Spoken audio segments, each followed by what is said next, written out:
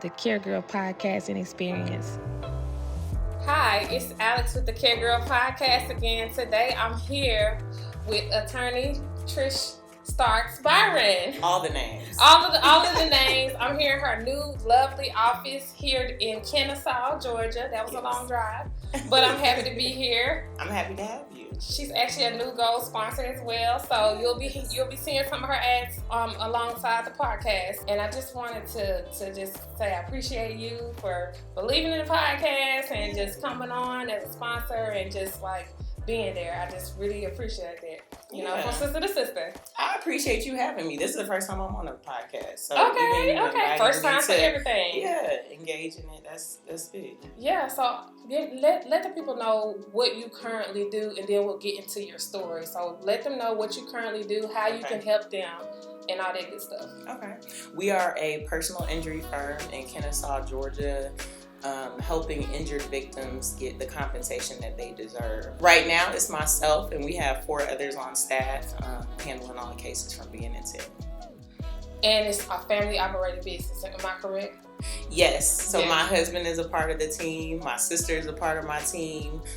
Everyone that's on the team is not family, but we treat everyone like family.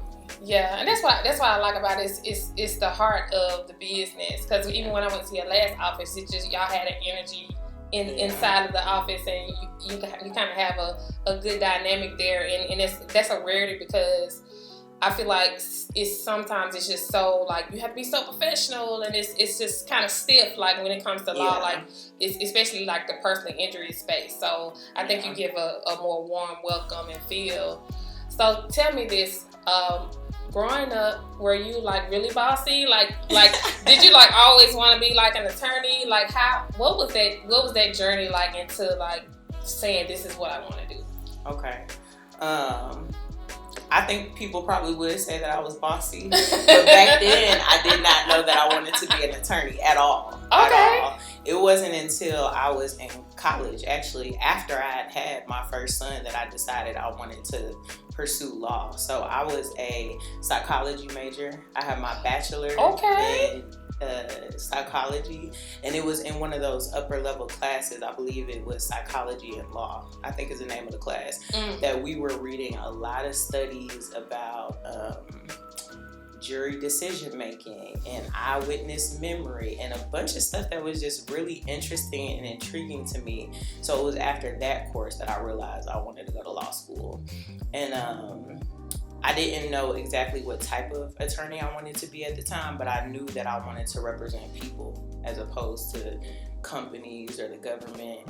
And shortly after I took the bar, I was presented with 2 different job opportunities. One was at a family law firm and one was at a personal injury firm. Okay. And I ended up going with that personal injury firm, and the rest is history. I never even considered any other practice area after I got into PI because I liked it so much. What did you like about it? Because I know that I met an entertainment lawyer the other day, and she was like, "Oh yeah, I would never do personal injury. It's too cutthroat." Yeah, because she was looking for a job. I was like, "Well, you can always find a job with personal injury." She was like, "No, I would never do personal injury." So like, why is there like a weird connotation of like the negativity of the industry? They call us ambulance chasers and things like that. Oh wow. Like, we're just trying to get a quick buck kind of thing. But when you're really in it, and I mean, if you are working with a good attorney, there's always bad apples in any batch. But most PI attorneys are really out there to help people get the compensation they deserve. And what I enjoy about it is really learning about my clients, hearing their story, hearing about how their injuries have affected them. And you only get that from really talking to them. You won't get that always just from reading their medical records. You got to talk to them to see what their day-to-day was like before their injury, as opposed to how it changed afterwards because, they couldn't do certain things or they had to get help with certain things. So that's what I enjoy because everybody's case is going to be different. So it's not like a cut and dry practice area where everything's going to be the same. It's always going to be different. Even if people have the same injuries, it's going to affect 2 different people differently because they live different lives. They do different things every day. So that's what I really enjoy, making each case special and being able to learn about my clients. Yeah. What was your like most unique like experience, I would say, like as an attorney like that? It kind of turned. It could have turned out bad, but it turned out good, and you kind of like you had to kind of use all of your talents to kind of pull out that case. You know. Do you have any moments that where you felt like you were challenged and like you wanted to quit, but it worked out? Yeah. I definitely feel challenged on a regular basis in what I do, being completely honest. And I probably would feel comfortable saying I'm challenged on a daily basis, if not daily, definitely every week. But, you know, I think coming out as an attorney when you're young, you face even more challenges because people look at you and they already, I mean, I had a lot of clients before I opened my own practice that would finally meet me in person and they're like, are you old enough to be handling my case? Or some would even hear me on the phone initially and they say like, you sound really young. Okay. So they assume that you aren't equipped with what you need to be able to handle like their case. And I even had one situation when I was at a firm before opening my practice where I had a client that asked to be switched to another attorney because they said, I feel like she's young and she's not experienced enough. And that was dagger to the chest. And that's definitely gonna be a blow at your self-esteem. But I would say overcoming that, how I did that was really focusing on all my other clients and making sure I got good results for them. And just building my own confidence in what I can do and what I am doing for people, because at that point it really doesn't matter, if someone else doesn't want you to be their lawyer. And I'm in a field where our clients have to pick us, you know what I'm saying? Yeah, there are a lot of different lawyers you can choose from, but once you're confident in your own abilities, everything is fine after that. Yeah. Were there so how long did it take you to like get that footing on, feeling comfortable in this space? And what is something that you did, like, or was it your support system that kind of helped you, like, see yourself for who you are? Because I know sometimes strangers can definitely affect us, especially when it's in a direct field that you're in, when they don't feel like you're competent enough, I would say. Yeah. I think having good mentors throughout the years has definitely helped me to become confident as an attorney. Both of the practices that I worked at before I opened my own firm, I learned a lot of information from both of those firms that have helped mold me into the attorney that I am and the business owner that I am today. So I think that having mentors is big and helping to build your confidence and just continuing to learn. Because as attorneys, we have to have a certain number of CLE credits each year to show that we're still studying. But that's only, so much that you have to do for that. It's important to pick up books on your own, to research things on your own, to look things up on your own, and make sure that you're constantly learning about changes in the law or different strategies when it comes to working cases up and things like that. So, the continued education, I would say, is big in boosting your confidence, because the more you know, of course, the more confident you're going to be in what you're doing. Yeah, I always say, like, I always be learning. I'm a student, I'm a leader, and I'm also a student. So, like, I feel like in every field, you should always be knowing.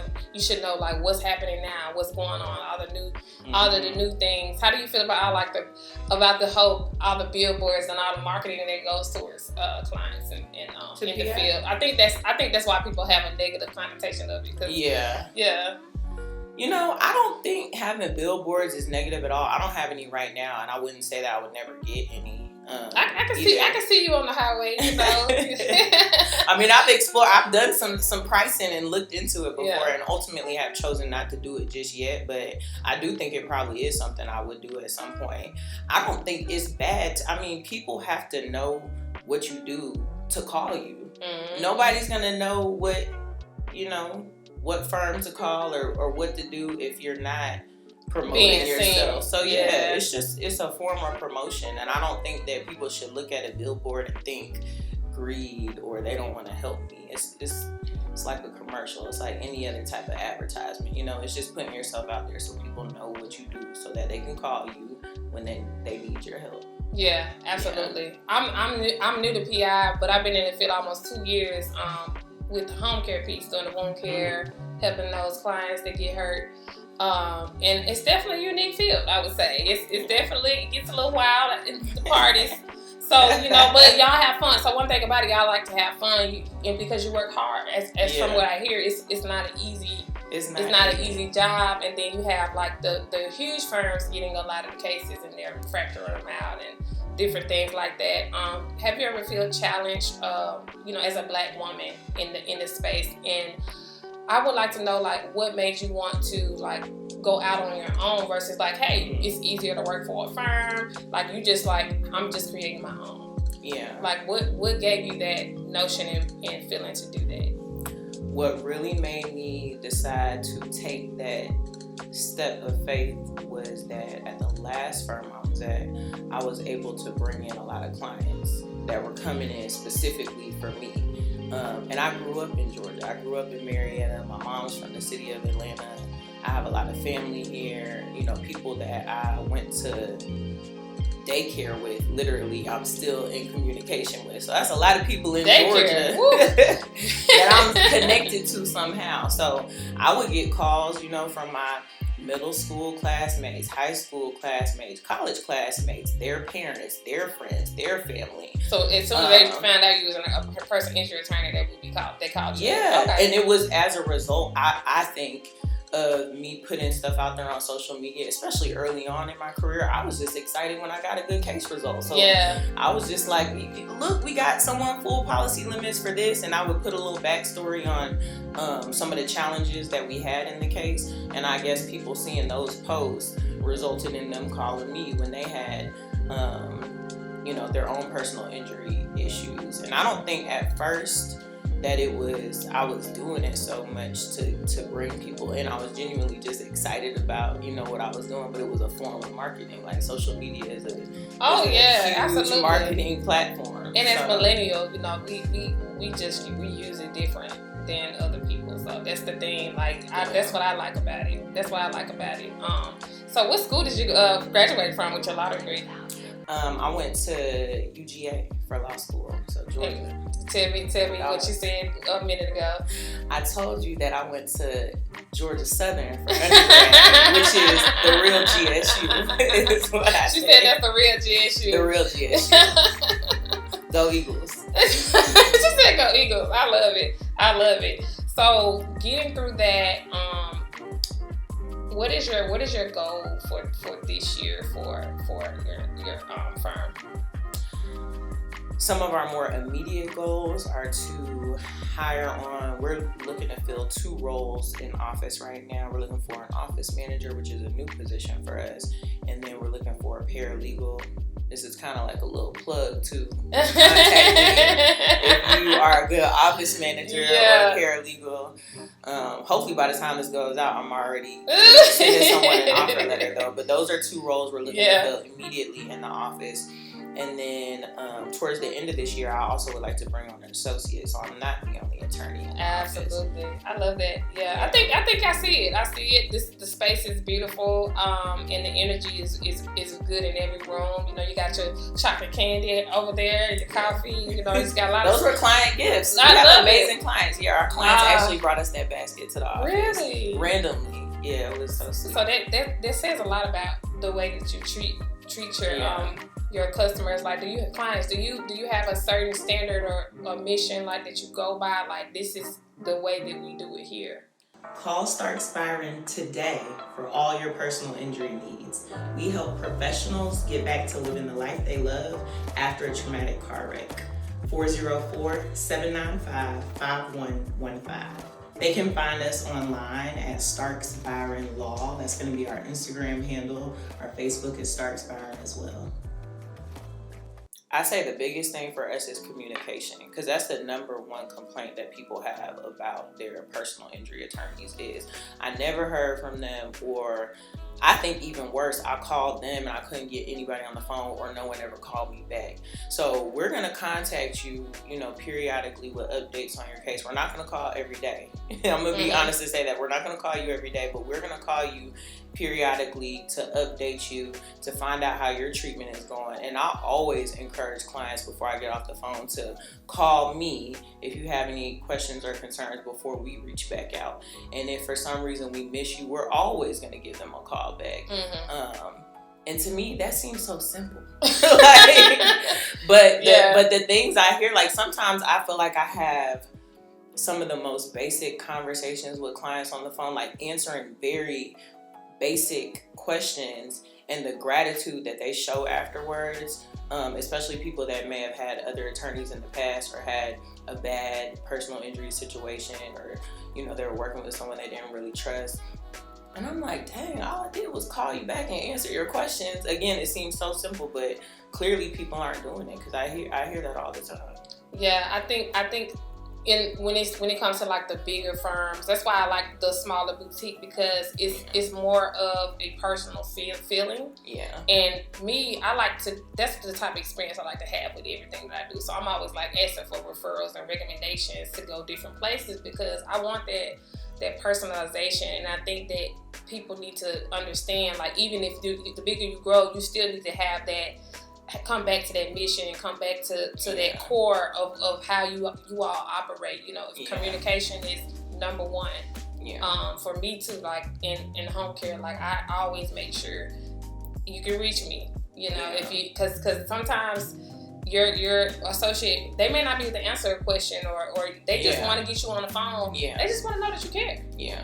It's just that simple. They just want to know that you care, because if I'm just another number. Oh, my case is not big enough for you to care.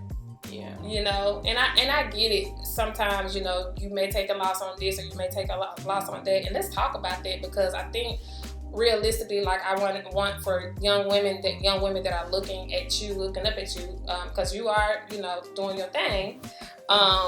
Realistically, if they're looking into this field, what are some of the negative things you would say, like, they need to look out for? Because I think some people thinking like, hey, I'm an attorney, I'm finna be a millionaire, and like as soon as I get my degree, like what does that look like? The money is not guaranteed just because you graduate law school. I would definitely say that. You gotta work hard for that. Right, and I think that they think that it's no hard work. That's the part that. And social media plays a big role in that too, because even thinking about my own social media, I don't always post about losses that I have or the bad day that I had, but they definitely happen. And I'm appreciative of those days, just like I'm appreciative of the good days. But you definitely have to grind, and you have to know that it's not going to come easy, and you're going to have late nights, and you're going to have days where you don't feel like doing whatever it is you're supposed to do, but you got to get up and do it. And every time you get up and do something when you really didn't want to do it, I feel like that makes you a better person. The persistence. Yes. Being persistent. You have to be persistent, and you have to be persistent, consistent. You got to do what most people know what they need to do, but they just don't do it. They just don't do it. But you actually have to put in the work, and you have to do it when you don't feel like doing it. And I feel like if you are doing the footwork, if you are working hard to reach your goals, God's always going to make sure that you get what you need. And I'm trying to think of an example. Like I said this to someone recently with something. Like take marketing, for example. We might try a new marketing technique, but we're going really hard at it.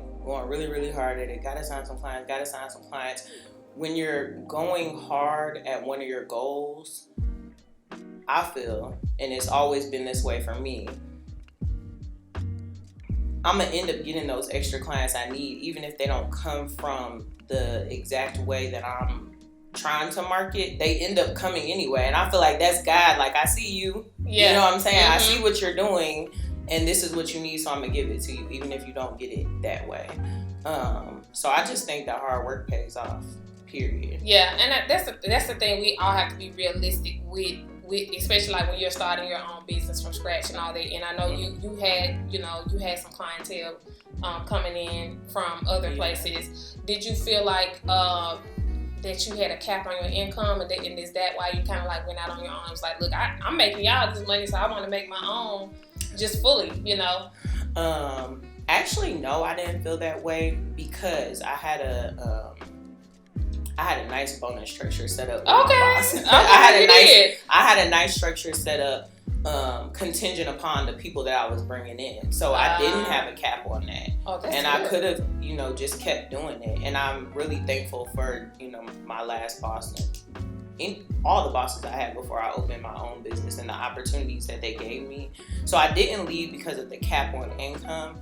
I would say it was more so for freedom. I'm a mom. I have 2 kids. Yeah. And I want to be there if they have something in the middle of the day. And you can request time off. You can do that.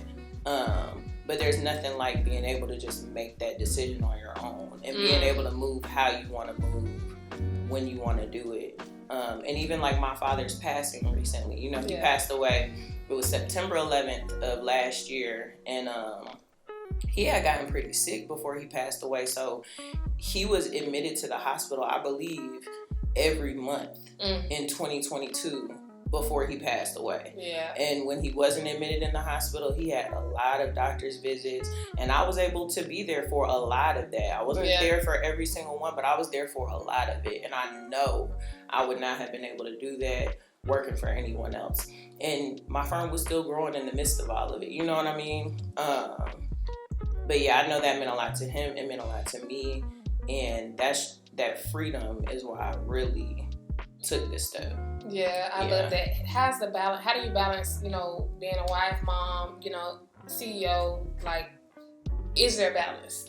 Because I say that there's no such thing as balance, but I want to hear your take on that. Yeah, I do what I can to balance it. I'm definitely the type that, if we're out on vacation, because I'm gonna make sure we get our vacations in every once in a while, but I'm gonna look at my email still, and last time we went to the beach, it was actually for my older son's winter break. We went in February to Miami, and I tried to be more intentional because I have a team that's able to still make sure things are running, but my husband and I are both part of the firm too. Yeah.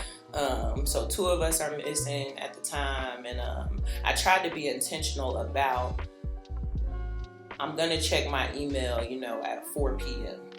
each day while I'm gone, just to see if there's like an emergency I need to catch, rather than clicking on the icon every time I pick my phone up, kind of thing, And I remember while I was out there, I had a couple of calls that I scheduled before I left, not even thinking about, I got to get my calendaring together clearly, but not even thinking about the fact that I was supposed to be out of town, and I didn't want to reschedule those calls. So I even had a few times where we were all out at the beach as a family, and I went back up to the room to go take a call, and I ended up closing the case. Actually, it was one of the calls that I stepped away to take. But I'll take that. Yeah, I'll take that. Well, when you're running your own, it's almost essentially like you do have the freedom, but you still do have to, hunt like this line in the back. You still have to be on. You still have to be on. You have to be on until you have it to where everything is running efficiency. Like you said, getting that associate, all of that call could have went to that person. But when you own your own business, it's different than you working for some, because you can just clock out and say I'm on vacation, at another firm. But when it's you have to pay attention to those details. So I think that is imperative. And then, like you said, the support system is so major. The community is so major when you're doing this. Have you ever experienced time, like, what do you do when you feeling like you're having burnout? Like, what do you go to? What's your go-to? When I'm feeling burnout, lately I've been big on meditating. Okay. I love do you meditate at all? Yoga meditation. I was gonna say I could see you meditating, and maybe I've seen you post about yoga. Yeah. Or something. Yeah. But I've been trying to meditate more lately, and my husband he's like the best. So if I'm feeling burnt out, if I need to step away to do something, he's gonna make sure I'm able to do that too. Yeah. So I don't know, I might go get a massage or, you know, who you choose to be with and to support you as your partner in life is so important. Yeah. That's the thing, you know, and that's why I think it could make or break your success. Yes, for sure. You know, so I think that people need to understand that as well. So I like the dynamic of that, and you get your breaks in, and that's a great flow to have as well. Give me 3 adjectives that your family would describe you as. 3 things they would say. I think they would say that I'm determined. Okay. Tenacious. Oh, that's one word. Tenacious. Really. Okay. Okay. I think they would say that I hope they would say that I'm loving. Oh, I think I get a loving vibe. I would say loving. Okay, so you said determined, tenacious, and loving. Yes. Okay, I love that. And give the inspiring attorneys and women that, you know, inspiring business owners, men too, like a little line of inspiration, like something that you may have recalled. You know, it could be a scripture that you recalled or something that you go to like an affirmation. Give us an affirmation of yours. An affirmation? I would say just I have everything that I need. You have everything that you need in order to get to where you want to go. You just have to make sure you make steps towards that direction. I always tell people, like I've worked with a lot of people that might be support staff at a firm and they're like, I really want to go to law school. And I'm like, okay, that's what's up. Like you should start studying for the LSAT. Or I'll ask them if they've started studying for the LSAT, and then they might say, no, you know, I'm worried about how I'll pay for the school and this and that. But I deeply believe if you before you even get into school, you got to take the LSAT, and you have to do well at that for people to admit you into the school. So I think you need to focus on the step that's right in front of you and accomplishing that next step before you let yourself get bogged down with everything that could go wrong and, you know, what's 10, 15 steps ahead. Yeah. So just continue marching forward, not like a checklist. Check off the next box and then worry about the one after that after you've completed the one step at a time, one day at a time. Yep. Yeah, I like that. You're speaking to me right now because I be trying to do some things at one time. But when you do focus and master that, and you can move forward and you can move on into what you really want. And then everything that we do want is inside of us. But we have to be willing to do the hard work to pull it out. Yeah. Because I think for me, I was an entertainer for a long time, singer, songwriter, dancer. So I don't know if you know that about me. I didn't know that. Yes. My mom was an opera singer, opera and blues. So yes, I come from a musical family, but I always did healthcare too because I'm a very loving person. But like I told you, the discipline part of it, being in business and all that, like it really took me to the next level. Like when I really just started to learn and master, and keep continuing to learn. And mentors really, really helped me.